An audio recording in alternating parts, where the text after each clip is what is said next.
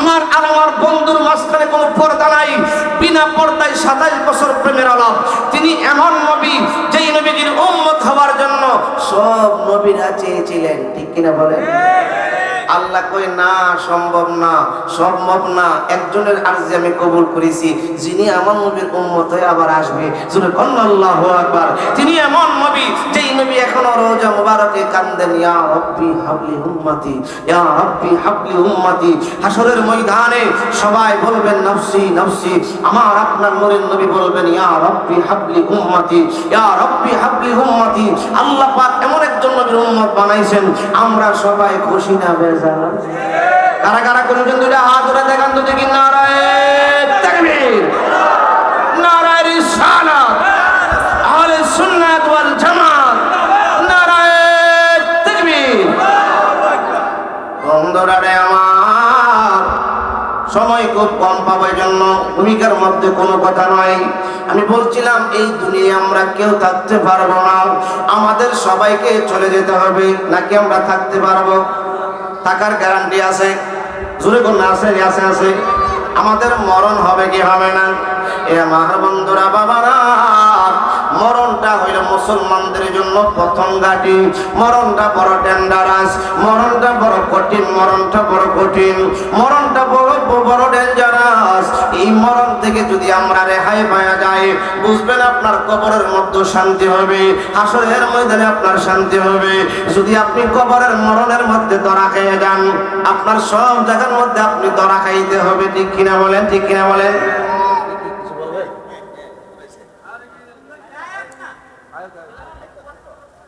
সবাই কন মারহাবা, আরো জোরে কন না মারহাবা। বন্ধুরা রে আমার, মরণটা হইল প্রথম ঘাঁটি। প্রথম কি? মরণটা হইল প্রথম জায়গা। এই মরণের পরে প্রথম যেই জায়গার মধ্যে দেওয়া হবে, প্রথম স্টেশনটা হইল কবর। এ আমার বন্ধুরা বাবারা, মরণ মরণ মরণ এত কঠিন, মরণ এত কঠিন। আম্মা জান আয়েশা সিদ্দিকা আমার নবীরে ডাক দিয়া কয়, ইয়া রাসূলুল্লাহ, ইয়া হাবিবাল্লাহ, নবী গো, মরণ কেমন কঠিন হবে? আমার নবী ডাক দিয়া কয়, আয়েশা, এ আয়েশা, একটা জীবন্ত বকরির চামড়া যদি জবাই না কইরা টেনে উঠানো হয়, যেমন কষ্ট, এর চেয়ে 70 গুণ বেশি কষ্ট হবে মরণের কষ্ট। আয়েশা, এই কষ্টের সময় মানুষের প্রস্রাব হয়ে যাবে, পায়খানা শুরু হয়ে যাবে, মানুষের চেহারা বিকৃতি হয়ে যাবে, এমন একটা অবস্থা হবে রে আয়েশা।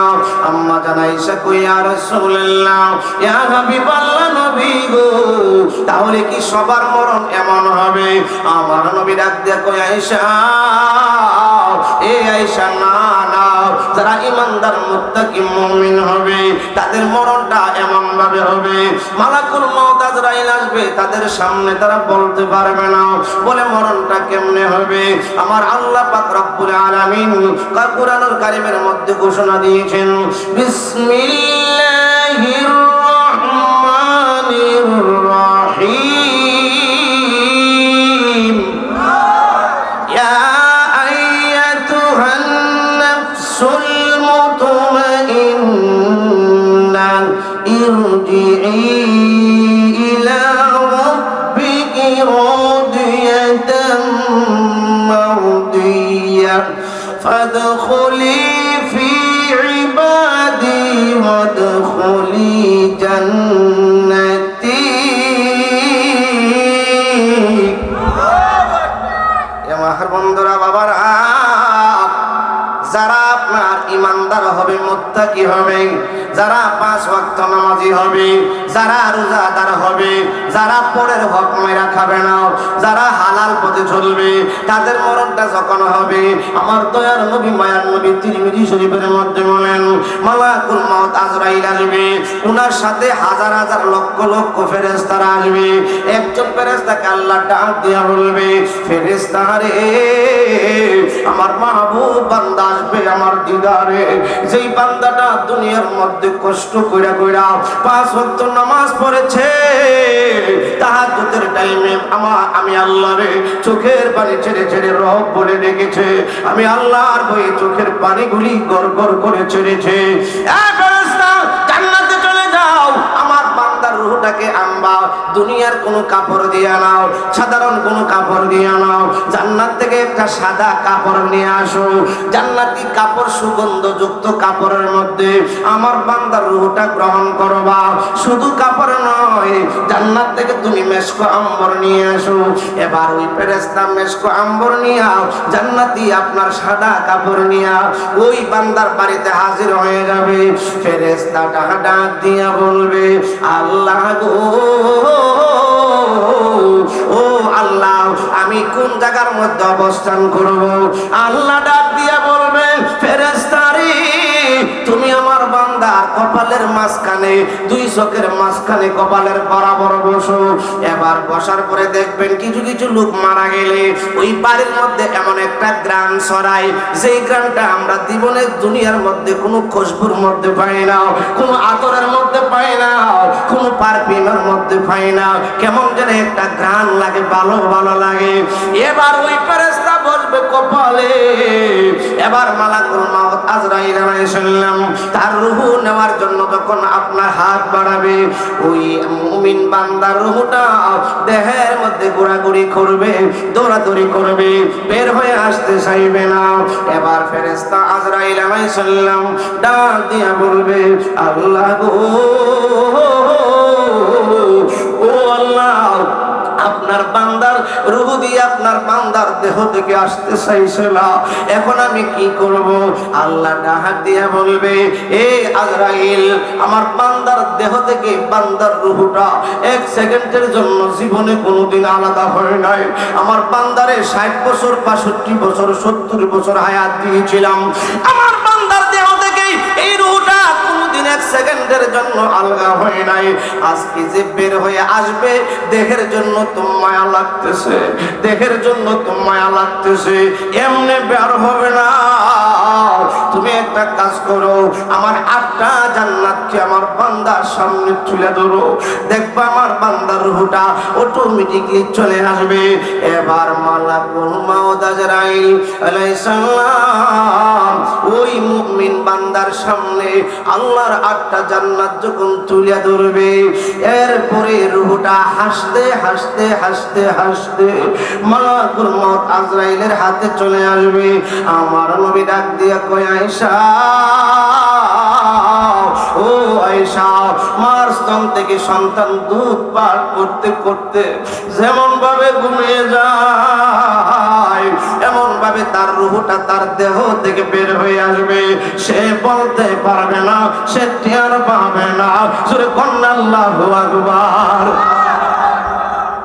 এই আমার শাহাদাতুপুরের বন্ধুরা, বাবারা, ইবাদত বندگی কইরা মুত্তাকি মুমিন হওয়া দরকার আছে না নাই? মরণ আমাদের সামনে আছে না নাই? এই মরণ থেকে কি আমরা বাঁচতে পারবো? তাহলে মরণটা যদি আপনার ভালো হয়, কবর আপনার ভালো হবে, হাসর আপনার ভালো হবে। মরণটা আমাদের ভালো হতে হবে, এটা আমরা চাই কি চাই না? চাইলে আমার দয়ার নবী, মায়ার নবী কই 5 ওয়াক্ত নামাজ লাগবে, পিতামাতার খেদমত লাগবে, মাহে রমজানের রোজা লাগবে, ইবাদত বندگی লাগবে, হক পথে চলা লাগবে। বেহক পথে চলা যাবে না, হারাম নেওয়া যাবে না, সুদ নেওয়া যাবে না, ঘুষ নেওয়া যাবে না। এই দুনিয়ার মধ্যে সহজ সরল পথ যেটা, সঠিক পথ যেটা, সেটাকে ধরতে হবে। যদি ধরতে পারো, তোমার মরণের সময় আল্লাহ ডাক দিয়া বলবে, ইয়া আইয়াতুহান নাফসুল মুতমাইন্না, হে নফসে মুতমাইন্নার আত্মা, দুনিয়ার মধ্যে তোমাকে বলা হয়েছিল রমজানের রোজা রাখো, রেখেছো। বলা হয়েছিল তোমাকে সেহরি খাও, খেয়েছো। বলা হয়েছিল তোমাকে তারাবির নামাজ পড়ো, তুমি পড়েছো। এই বান্দা, তুমি 5 ওয়াক্ত নামাজ পড়েছো। ইয়া আইয়াতুহান নাফসুল মুতমাইন্না, হে নফসে মুতমাইন্নার আত্মা, ইরজি ইলা রাব্বিকি রাদিয়াতাম মারজিয়া, তোমার প্রভুর ডাকে প্রভুর দিকে চলে আসো। জোরে কন্না আল্লাহু আকবার। আমার জান মদিনা, আমার প্রাণ মদিনা, আমার জান মদিনা, আমার ভুলে যেতে চাইলেন, বলেন ভুলে যেতে চাইলেন। আমার জান মদিনা, আমার প্রাণ মদিনা, আমার জান মদিনা, আমার প্রাণ মদিনা, ভুলে যেতে চাইলেন মদিনার স্মৃতিগুলি ভাবি বারে বার কবে জানে দেখতে পাবো রোজা তোমার চোখের জলে কেঁদে কেঁদে বাসিব নাই বলেন না চোখের জলে কেঁদে কেঁদে বাসিব নাই মদিনা জান মদিনা মদিনা একটি জবান বন্ধ রাখবেন না চিৎকার করে বলুন আল্লাহু আকবার ইয়া আইয়াতুহান নাফসুল মুতমাইন্না ইরজি ইলা রাব্বিকি রাদিয়াতাম মারদিয়া ফাদখুলি ফি ইবাদি ইবাদত করেছিলে আল্লাহর প্রিয় বান্দাদের সাথে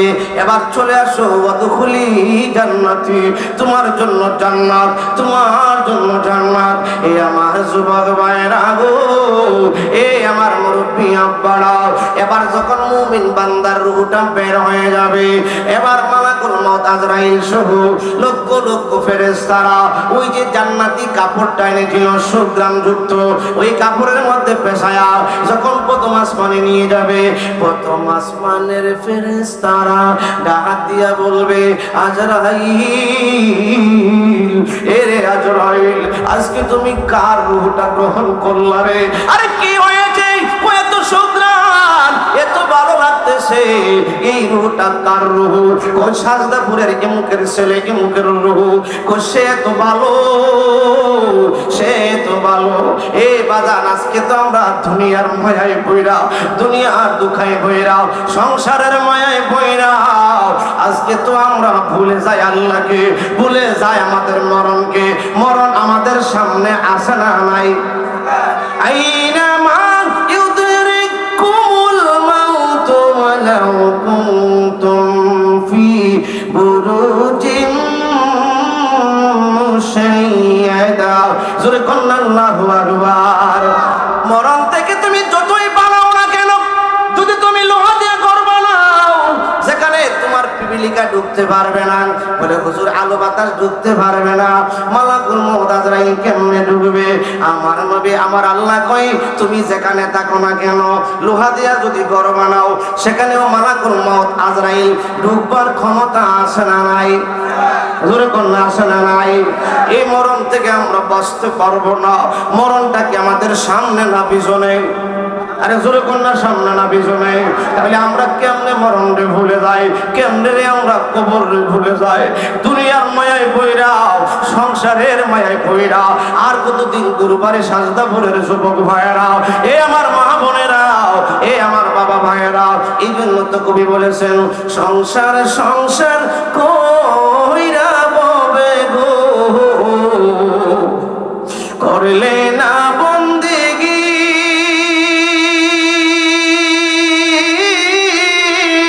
কোন দিন জানে আজরাইল আইসা রে কষ্ট হইব হ্যাঁ কষ্ট হইব সংসার সংসার কইরা ববে গো করলে না বন্দেগি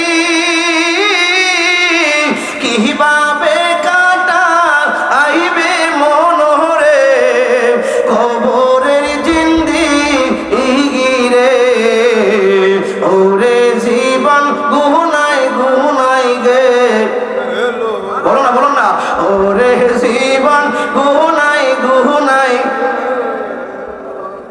ধন সম্পদের মায়ায় পয়রা ঘো ডাকলে না মৌলারে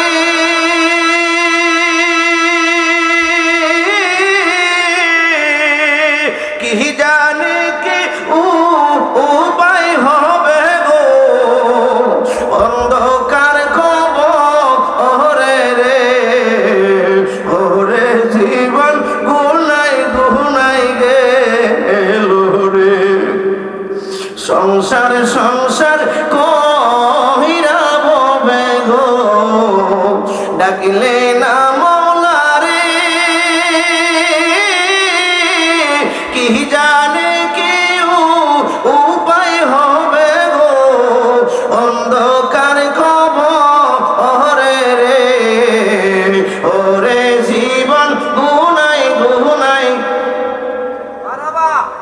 আমাদের সামনে আছে না নাই? জোরে কোন না আছে না নাই? নিঃশ্বাসের বিশ্বাস কইরা গো বাদলাম বাড়ি গো, কোন দিন জানি আজরাইল আইসা রে ছবি করে পহরে ওরে জীবন গুনাই গুনাই গেল রে, ওরে জীবন গুনাই গুনাই গেল রে। আজরাইল আসলে কি ছেলে মেয়ে আপন হবে? আহা, রুহটা নিয়ে গেলে ছেলে কয় তাড়াতাড়ি চাচারা দাফন করেন, বিবি কয় তাড়াতাড়ি দাফন করেন, এত বড় রাত্রি পাহারা দেওয়া যাবে না, লাশ লয়া রাত্র বড় হয়ে যায়, রাতরা কাটে না। আজকে আপনি আমার কোনো দাম নাই, যখন আমরা মৃত্যুর লাশ হয়ে যাব, কিন্তু রুহটা থাকা অবস্থায় কতই না তাকাব্বুরি করি আমরা, কতই না আরামবাজগিরি করি, কতই না মস্তানি করি।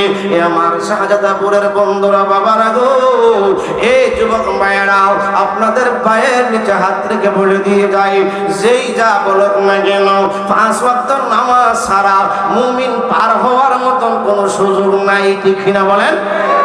ঠিক কিনা বলেন? নামাজ দরকার আছে না নাই? আহা, এই মরণটা আমাদের সাথে সাথে ঘুরতেছে, মরণটা আমাদের সাথে সাথে ঘুরতেছে। কার কোন সময় মালাকুল মউত আজরাইল সামনে এসে যায় আমরা বলতে পারি না। ঠিক কিনা বলেন? ঠিক কিনা বলেন?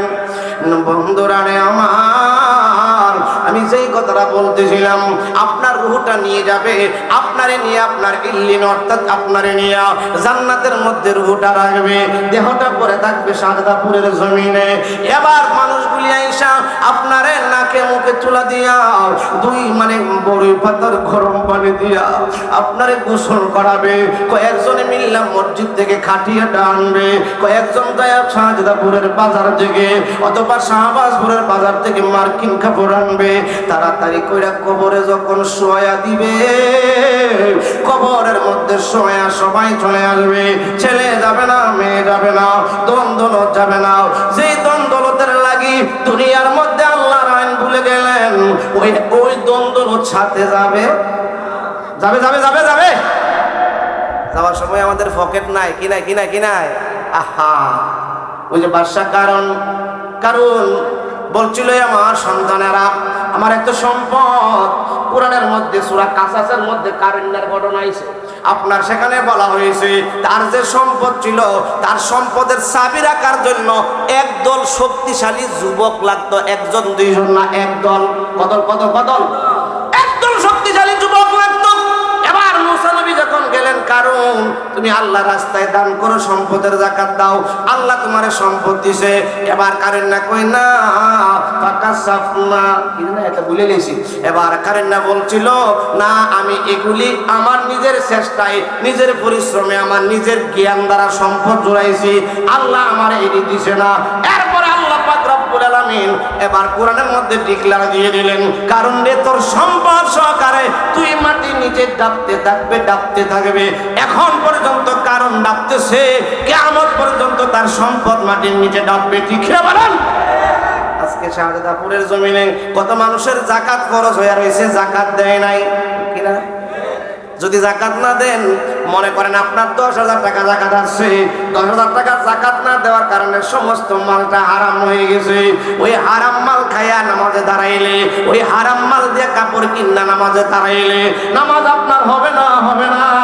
কারণ নামাজের আগে বাহিরে ভিতরে 13 ফরজ আছে, আছে না নাই? এর মধ্যে হইলো জাগা পাক, এরপরে জামা পাক। জামাটা যদি পাক না হয়, জামাটা যদি হারাম টাকার কেনা হয়, আমার নবীজি বলেন 500 টাকার জামা 499 টাকা হালাল, 1 টাকা হারাম। ওই জামা দিয়া কাপড় পয়রা, ওই জামা পয়রা নামাজে দাঁড়াইলে নামাজ আল্লাহর দরবারে কবুল হবে না? হবে? বন্ধুরা আমার, এই যে আজকে আমরা দুনিয়ার মধ্যে দুনিয়ার দুঃখায় পড়ে রইলাম, কিন্তু মরণ আমাদেরকে প্রত্যেক দিন ডাকতেছে, কবর আমাদেরকে প্রত্যেক দিন ডাকতেছে। আমার নবীজি সাহাবায়ে কেরামদেরকে নিয়ে ওয়াজ করতেছেন। আজকেও সেই হাদিসটা আমি পড়লাম, কারণ আজকে খুতবার আলোচনা ছিল কিয়ামতের অবস্থা, সেই হাদিসটা আমি পড়লাম। এবার আমার নবীজি ওয়াজ করতেছে, সাহাবীরা কবর প্রত্যেক দিন ডাকে, এ দুনিয়ার বান্দারা, আমি কবর বড় ডেঞ্জারাস, আমি কবর বড় খারাপ, আমার কাছে তুমি আমল নিয়ে আসো, আমার কাছে তুমি মুত্তাকি হয়ে আসো, আমার কাছে তুমি মুমিন হয়ে আসো, নাইলে আমি বিক্ষিপ্ত আকার ধারণ করে তোমার এমন আযাব দিব তুমি সহ্য করতে পারবে না, তুমি ভালো হয়ে আসো, শুধরায় আসো। প্রত্যেক দিন ডাকতে থাকে। এই ওয়াজ যখন করতেছেন, এবার আমার দয়ার নবীজি বলতেছেন, যারা নামাজ ছাড়া দেয় বেনামাজিদেরকে কবরের মধ্যে 3 প্রকার আযাব হবে। কয় প্রকার আযাব? 3 প্রকার। কয় প্রকার? বেনামাজির কবরে কয় প্রকার আযাব? 3 প্রকারের আযাব। 1 নম্বর আযাব হইল, তারে যখন কবরের মধ্যে দেওয়া হবে, ডান দিকের মাটি বাম দিকে ছাপ মারবে, বাম দিকের মাটি ডান দিকে ছাপ মারবে, কবরটা সংকীর্ণ হয়ে যাবে। এমন একটা অবস্থা হবে, বান্দাটা চিৎকার দিয়া বলবে, আল্লাহ, ও আল্লাহ, আমি দুনিয়ায় বুঝতে পারি নাই, আমি নামাজ ছেড়ে দিয়েছি, নামাজ পড়ি নাই, আল্লাহ গো আমারে আবার দুনিয়ার মধ্যে দাও, আমি যাইয়া আমি আল্লাহ আমি তোমার ইবাদত বندگی করব। এই জন্য তো আল্লাহ বলছেন, বিসমিল্লাহির রহমানির রহিম, কাইফা তাকফুরুনা বিল্লাহি ওয়া কুনতুম আমওয়াতান ফাআহইয়াকুম সুম্মা ইউমীতুকুম সুম্মা ইউহয়ীকুম সুম্মা ইলাইহি তুরজাউন।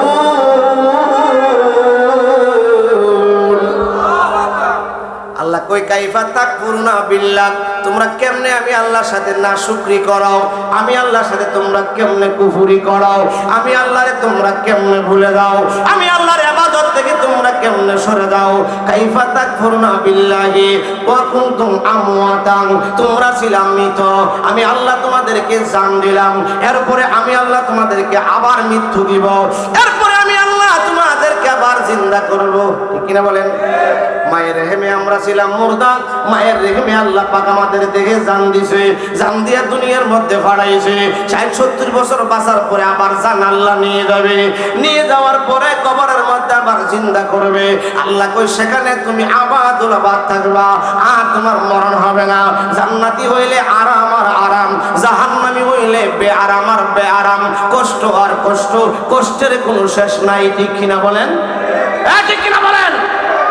আমার এক ব্যক্তি কই, হুজুর কষ্ট দিলে এই দেহটারে একবার দিব, ফুরাইলে একবার ফুরাইব না। না, আমার নবীজি তিরমিজি শরীফের হাদিস শরীফের মধ্যে বলছেন, জাহান্নামের আগুনে সমস্ত শরীরটা পুড়ে চাই হয়, গোশতগুলো শেষ, হাড্ডিগুলি কঙ্কাল হয়ে যাবে, আবার আল্লাহ পাক পুনরায় গোশত বানাবে, আবার গোশতগুলি শেষ হয়ে যাবে, আবার গোশত বানাবে। ওই আপনার ওই জীবিত হওয়ার পরে আর মরণ নাই, আর মরণ নাই। ঠিক কিনা বলেন? ঠিক কিনা বলেন? মরণ আমাদের সামনে আছে না নাই? আরে জোরে কোন না আছে নাই? আমার মরণের কতদিন বাকি আমি জানিলাম না গো আল্লাহ, মরণের কতদিন বাকি, বলুন না, মরণের কতদিন বাকি আমি জানিলাম না গো আল্লাহ, মরণের কতদিন বাকি। আর আজরাইল আসিয়া যখন হস্তে দিবা ধরি, তখন আমার মন বাই করবে লুকালুকি আমি জানিলাম না গো আল্লাহ, মরণের কতদিন বাকি, বলো না, মরণের কতদিন বাকি আমি জানিলাম না গো আল্লাহ, হায়াত হইল হাতে রে ভাই, মওত হইল পায়ে, আর হায়াত হইল হাতে রে ভাই, মওত হইল পায়ে, যে জায়গায় যার মরণ লেখা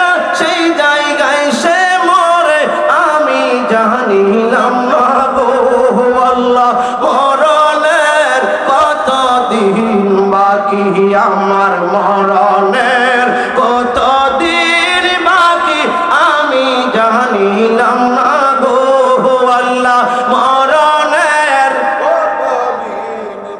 একটি জবান বন্ধ রাখবেন না, চিৎকার করে বলুন না আল্লাহু আকবার। আমাদের জীবন দিয়েছে কে? আবার মৃত্যু দিবে কে? আবার আমাদেরকে জিন্দা করবে কে?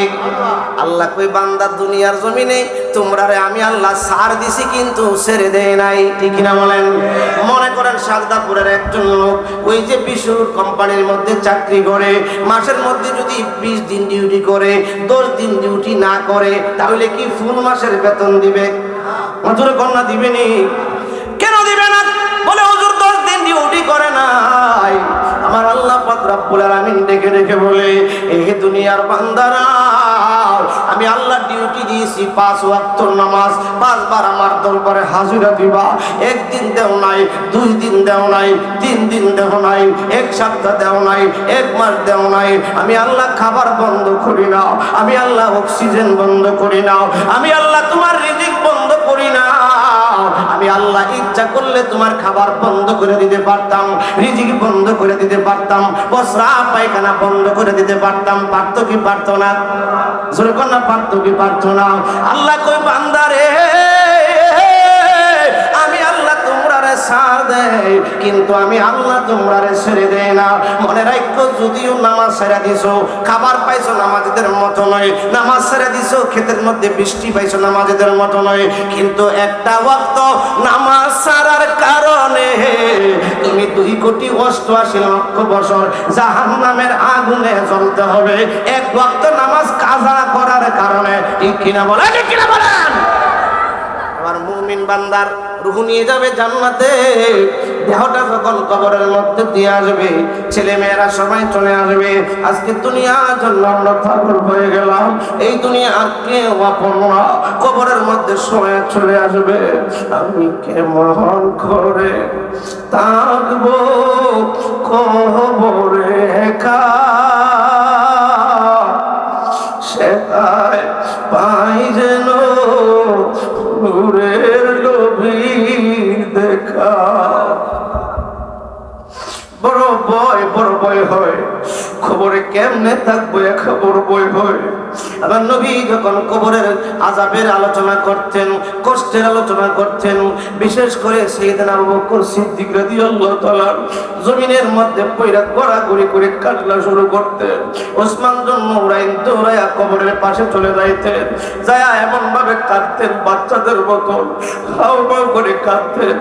আর গাছ বৃক্ষের পাতাগুলি ঢেকে ঢেকে বলতেন, এই বৃক্ষের তরুলতা, এই গাছের পাতা, তোরা তো আমার চাইতে বড় দামি, তোদের তো কোনো হিসাব নাই, তোরা গাছ থেকে পাকলে পড়ে যাবে শেষ, তোদের কোনো হিসাব নাই।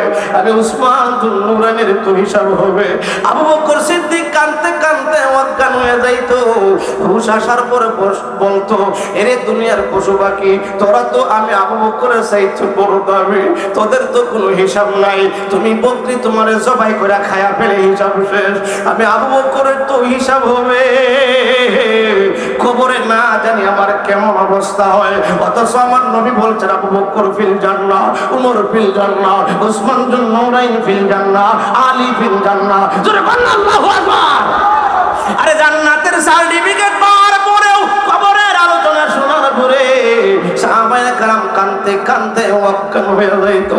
আজকে আমরা এমন একটা পর্যায়ে আসলাম রে বাবা, পাপ করতে করতে আমাদের কলিজা পাথরের মতন কঠিন হয়ে গেছে। কবরের ওয়াজ শুনলে আমাদের কান্না আসে না, বড় আযাবের কথা শুনলেও কান্না আসে না। পাপ করতে করতে আমাদের কলিজা বড় পাথর হয়ে গেছে, ঠিক কিনা বলেন?